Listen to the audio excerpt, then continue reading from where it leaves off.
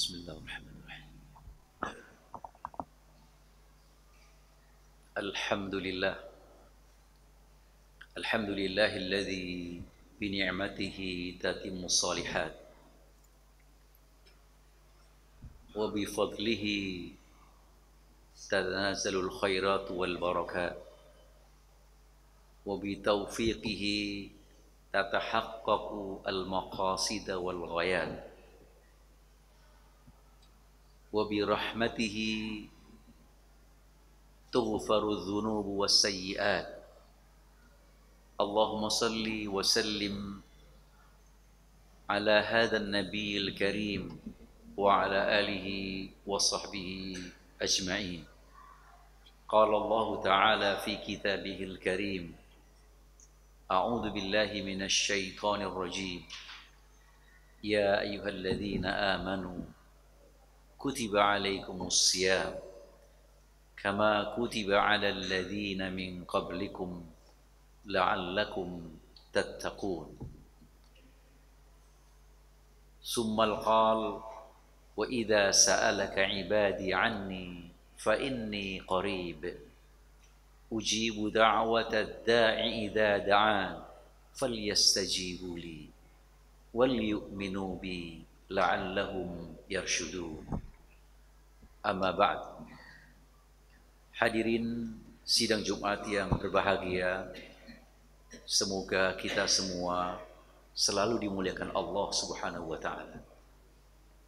Marilah pertama dan utama kita memantapkan kembali, memastikan kita telah memenuhi janji-janji kita kepada Allah saat kita sebelum lahir di muka bumi ini. Kita berjanji kepada Allah untuk mentauhidkan kepadanya. Kita berjanji kepada Allah untuk mengakui hanya Allah sebagai Rabb-Nya. Kita berkesanggupan bahwa kita akan memenuhi seluruh ajaran dan perintahnya. Melalui upaya kita terus meningkatkan introspeksi, mawas diri, mengoreksi terhadap janji-janji kita kepada Allah. Langkah-langkah itulah yang disebut dengan upaya bertakwa kepadanya. Ittaqullah fa inna khairaz zadi taqwa fattaquni ya ulil albab. Marilah kita bersama-sama dengan upaya-upaya tersebut untuk merealisasikan ketakwaan dalam kehidupan kita sehari-hari. Semoga Allah mudahkan kita. Semoga Allah memberikan kita pertolongan untuk bisa menjadi orang-orang yang semakin takwa. Amin ya rabbal alamin. Hadirin sidang Jumat yang berbahagia, tinggal 2 pekan kurang kita akan memasuki 1 bulan yang sangat agung. Syahrun azimun mubarak. Bulan yang sangat agung, penuh dengan keberkahan dan penuh dengan kerahmatan. Di dalam Ramadan terasa benar kucuran rahmat Allah kita rasakan. Di dalam Ramadan terasa betul bahwa dosa-dosa kita digugurkan oleh Allah. Dan hanya di bulan Ramadanlah kita mengharap dan kita memohon kepada Allah agar kita termasuk orang-orang yang dibebaskan dari jilatan api neraka di akhirat nanti sewaktu kita telah sowan kembali kepadanya. Itulah sesungguhnya rotasi perjalanan. Itulah sesungguhnya perputaran yang harus kita lalui di dalam bulan suci Ramadan. Karena itu, meskipun tinggal 2 pekan lagi kita berkepentingan untuk menyiapkan diri. Izinkan di dalam khutbah sederhana ini saya akan membahas bagaimana menyiapkan diri, bagaimana memantaskan diri agar kita dipandang, dianggap oleh Allah orang-orang yang telah siap menjemput, menerima, menyongsong bulan suci Ramadan. Kenapa kita harus menyiapkan diri? Ada dua alasan yang paling sederhana. Karena Ramadan merupakan tamu agung. Disebut tamu karena kehadirannya hanya setahun sekali. Disebut tamu karena dia membawa sesuatu. Disebut tamu karena hadirnya itu telah diperjanjikan.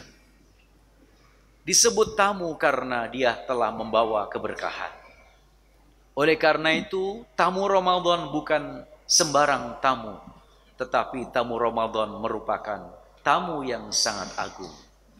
Kenapa disebut tamu yang sangat agung? Karena Allah Subhanahu wa taala janjikan di dalam hadis qudsi, kullu amali ibni Adam lahu illa sauma fa innahu li. Qala Allah Ta'ala fa innahu li wa ana ajzi bihi. Seluruh amal anak manusia itu adalah dialah sebagai subjek pemiliknya. Ketika kita melaksanakan sholat, zakat, sedekah, sujud, zikir, semua itu adalah nisbatnya kepada fa'il, pemiliknya. Tetapi saumu Ramadan, nisbat pemiliknya bukan kepada kita, tetapi pemiliknya adalah Allah Subhanahu wa taala. Oleh karena itu, ketika amal-amal yang nisbat kepemilikannya, subjek utamanya adalah manusia, Allah lipat gandakan menjadi 10 sampai 700 dha'fin, hingga 700 kali lipat. Sedangkan puasa bulan Ramadan itu diganjar oleh Allah tanpa hitungan. Karena kemurahan Allah, karena rahmat Allah, karena kecintaan Allah kepada hambanya. Wa ana ajzi bihi. Akulah yang akan memberikan kompensasi. Jika pemiliknya Allah yang memberikan kompensasi tidak menyebutkan angka secara limitatif terbatas, itu maknanya pahala bulan suci Ramadan, khususnya puasa bulan suci Ramadan itu memiliki pahala yang tak terhingga. Disitulah disebut Ramadan sebagai syahrun azimun, yaitu puasa atau bulan yang agung. Kenapa bulan Ramadan disebut tamu yang agung? Karena Ramadan menghadirkan sebuah janji pasti yang luar biasa. Jika di hari-hari dari 360 atau 365 hari tidak ada keistimewaan yang bisa menandingi salah satu malam yang dihadirkan oleh malam-malam Ramadan, yaitu yang disebut dengan malam Lailatul Qadar. Malam yang sesungguhnya kebaikan yang dilaksanakan di malam itu setara dengan 1000 bulan alias 83 tahun lebih. Jika kita melaksanakan 1 rakaat sholat bertepatan dengan Lailatul Qadar, maka kualitas sholat kita adalah setara dengan bukan 1 rakaat, tetapi 1 rakaat kali 30 hari kali 3 bulan, tapi kali 12 bulan kali 3000 kali 83 tahun. Betapa sesungguhnya janji Allah yang pasti ini seharusnya menjadi sesuatu yang sangat menarik. Karena tidak ada iklan yang sehebat, yang sedermawan semikian rupa. Allah memberikan janji yang luar biasa. Selain dia memberikan keberkahan, selain dia memberikan keagungan berupa Lailatul Qadar, Allah juga janjikan di dalam bulan suci Ramadan, yaitu itqun minan nar, pembebasan dari api neraka. Alasan pertama ini cukup membuat kita harus menyiapkan diri. Alasan kedua, karena orang-orang yang dikarunia Allah untuk bisa bertemu kembali bulan suci Ramadan itu merupakan nikmat yang luar biasa besar. Sehingga sungguh celaka orang yang telah diberikan nikmat bertemu kembali bulan suci Ramadan, dia tidak menyiapkan dirinya secara baik, tidak menyiapkan lingkungannya secara baik, tidak menyiapkan keluarganya secara baik. Karena itu akan mengalami suatu kerugian dan sia-sia dalam hidupnya, yang kerugiannya sama dengan kerugian 83 tahun. Hadirin sidang Jumat rahimakumullah. Oleh karena pertanyaannya, bagaimana menyiapkan agar kita dianggap pantas oleh Allah untuk menyambut dan menyongsong bulan suci Ramadan? Yang pertama, kita harus memaksimalkan berbagai keutamaan di dalam bulan Sya'ban. Bulan Sya'ban merupakan bulan yang dihimpit oleh dua bulan besar. Yang pertama, bulan Rajab. Kebesaran bulan Rajab karena disebut bulan haram, bulan yang dilarang untuk berperang, dan yang dihimpit oleh bulan Ramadan yang baru saja kita jelaskan begitu agungnya. Sedangkan bulan Rajab dia terhimpit yang boleh jadi manusia itu terlena dan lupa untuk melakukan hal-hal yang bersifat ritual dan spiritual. Disitulah lahir satu kaidah bahwa beramal ibadah di saat orang-orang sedang lalai, maka pahalanya dilipat gandakan oleh Allah Subhanahu wa taala. Sehingga Rasulullah sallallahu alaihi wasallam yukthiru fihi shaum. Rasulullah memperbanyak puasa di bulan Sya'ban, dan nyaris di 2 tahun terakhir ketika beliau sebelum meninggal dunia, beliau melaksanakan puasa bulan Sya'ban hampir sempurna. Sehingga dikatakan di dalam satu riwayatnya Aisyah radhiyallahu anha yang diriwayatkan oleh Imam Bukhari Muslim, ma ra'aitu Rasulullah sallallahu alaihi wasallam istakmala siyam syahr ghaira Ramadan. Tidaklah aku melihat Rasulullah menyempurnakan puasa 1 bulan penuh kecuali di bulan suci Ramadan. Wa qala wa ma ra'aitu fi syahrin aktsar siyaman fihi min Sya'ban. Dan aku juga tidak menyaksikan Rasulullah berpuasa di bulan sebanyak di bulan Sya'ban. Dalam riwayat Imam Al-Bukhari tambahannya wa kana yasumu Sya'bana kullah, dan Rasulullah bahkan pernah berpuasa 1 bulan penuh di bulan Sya'ban.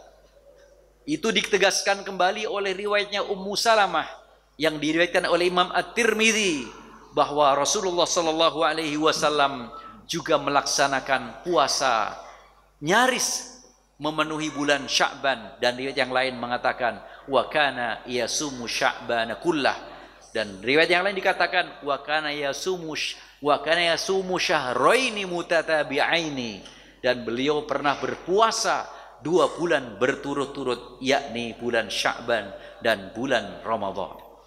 Sedangkan hadis tentang larangan puasa setelah tanggal 15 ini masih menjadi perdebatan para ulama hadis. Ada yang menyatakan bahwa hadisnya itu tidak bisa menjadi hujjah, dan ada yang menyatakan bahwa itu sudah tidak berlaku secara praktek karena Nabi telah mempraktekkan puasa bulan Sya'ban nyaris 1 bulan penuh, atau bahkan dikatakan 1 bulan penuh. Oleh karena itu, sesungguhnya yang dilarang dan tidak dibolehkan, termasuk menurut mazhab Syafi'i, untuk berpuasa di bulan Sya'ban itu adalah yaitu mendahului puasa Ramadan 1 hari atau 2 hari.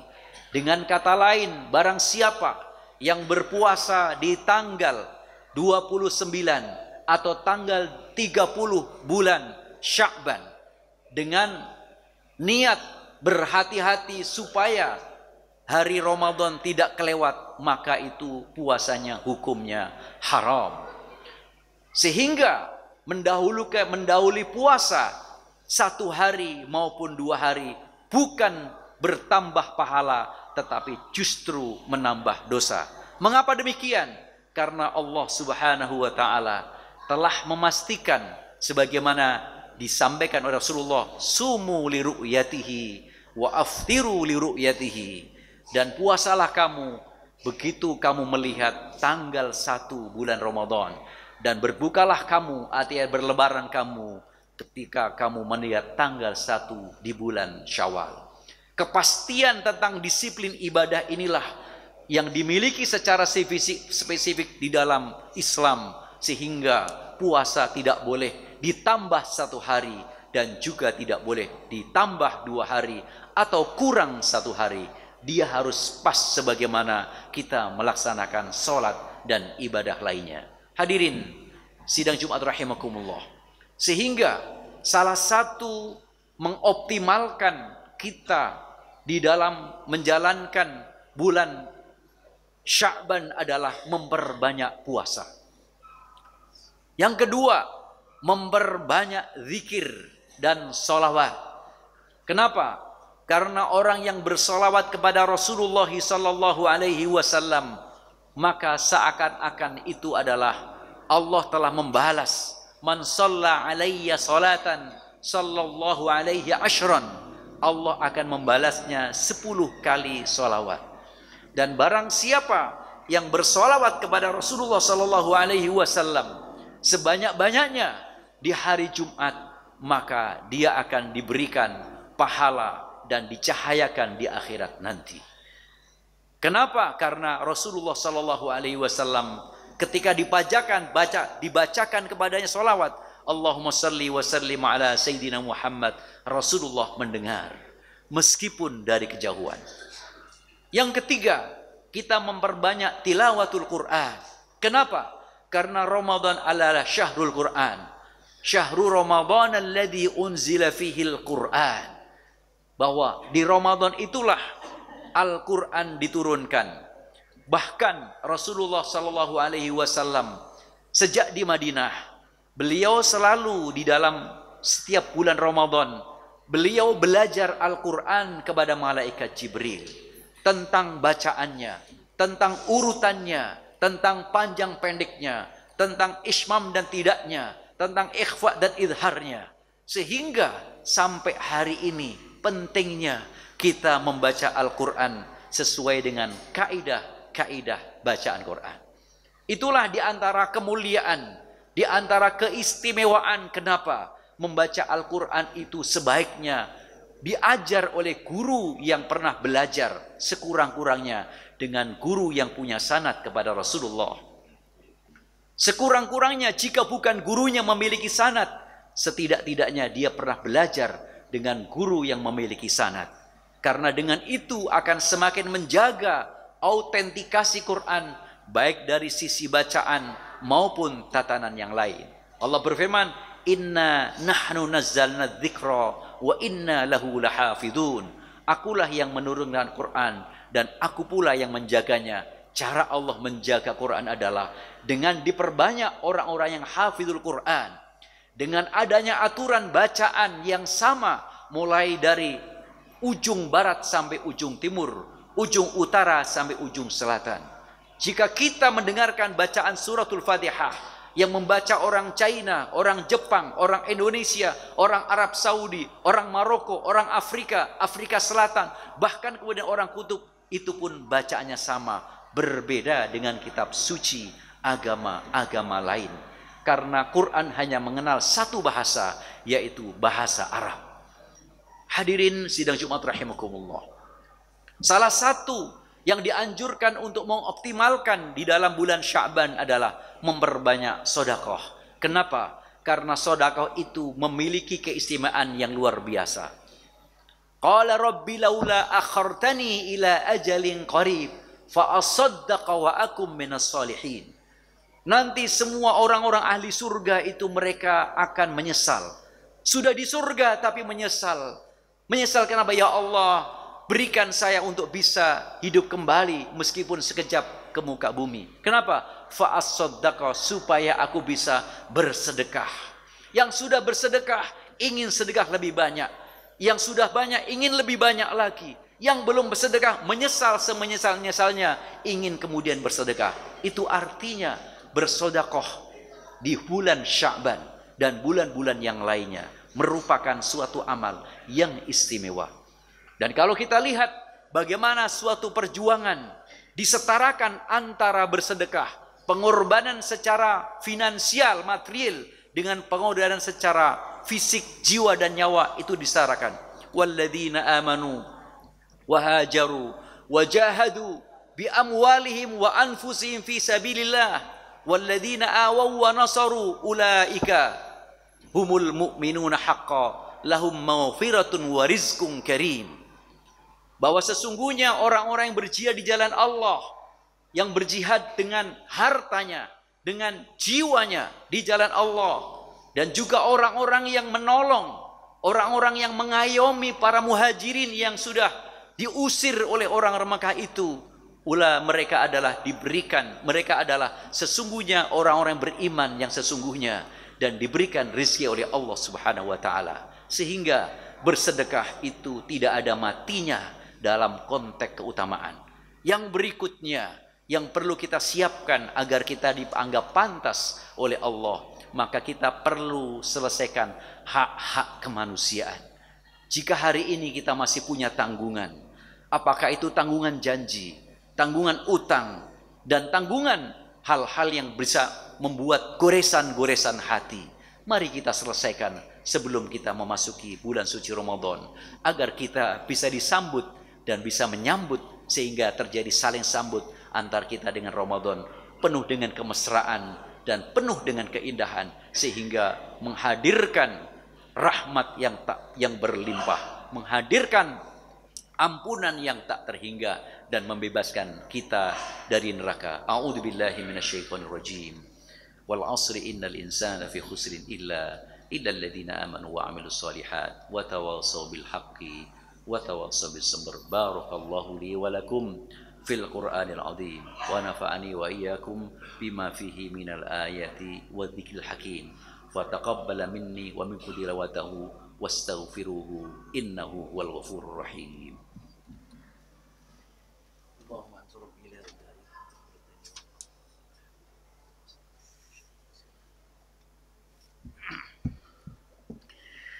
الحمد لله الذي هدانا لهذا وما كنا لنهتدي لولا هدانا الله أشهد أن لا إله إلا الله وأشهد أن محمدا عبده ورسوله اللهم صل وسلم على هذا النبي الكريم وعلى آله وصحبه أجمعين. أما بعد قال الله تعالى في كتابه الكريم وإذا سألك عبادي عني فإني قريب أجيب دعوة الداعي إذا دعان فليستجيبوا لي وليؤمنوا بي لعلهم يرشدون.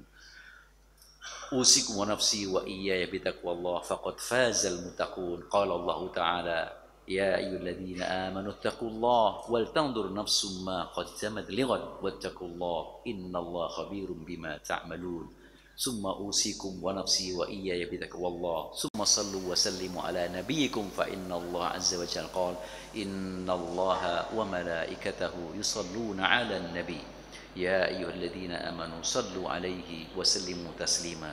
اللهم صل وسلم على سيدنا محمد عبدك ورسولك النبي الأمي وعلى آله وصحبه وسلم تسليما كثيرا عدد ما أحاط به علمه وخط به قلمه وأحصاه كتابه. وارض الله عن سادتنا أبي بكر وعمر وعثمان وعلي وعن الصحابة أجمعين وعن التابعين وتابعيهم بإحسان إلى يوم الدين وعلينا معهم برحمتك يا أرحم الراحمين. اللهم اغفر للمسلمين والمسلمات والمؤمنين والمؤمنات الأحياء منهم والأموات إنك سميع قريب مجيب الدعوات. اللهم بارك لنا فيما تبقى من شهر شعبان وبلغنا رمضان بصحة وعافية وإيمان وثبات واجتهاد يا رب العالمين. اللهم اجعل بلدتنا هذه إندونيسيا بلدة طيبة راعية محمية برعايتك يا رب العالمين. اللهم انصر إخواننا المستضعفين في فلسطين. اللهم انصر إخواننا المستضعفين والمجاهدين في فلسطين. اللهم انصرهم بنصرك وأيدهم بتأييدك. اللهم افتح لهم فتحا قريبا وافتح لهم فتح عزيز مقتدر. اللهم عليك بالصهاينة الغاصبة. اللهم عليك بالصهاينة الغاصبة ومن والهم من الدول شرقا وغربا. اللهم أنزل بأسك عليهم فإنهم لا يعجزونك. وصلى الله على خير خلقه نبينا محمد وآله وصحبه وبارك وسلم. عباد الله، إن الله يأمر بالعدل والإحسان وإيتاء ذي القربى وينهى عن الفحشاء والمنكر والبغي يعظكم لعلكم تذكرون. فاذكروا الله العظيم يذكركم واشكروه على نعمه يزدكم واسألوه من فضله يؤتكم ولذكر الله أكبر. وأقم الصلاة والله يعلم ما تصنعون.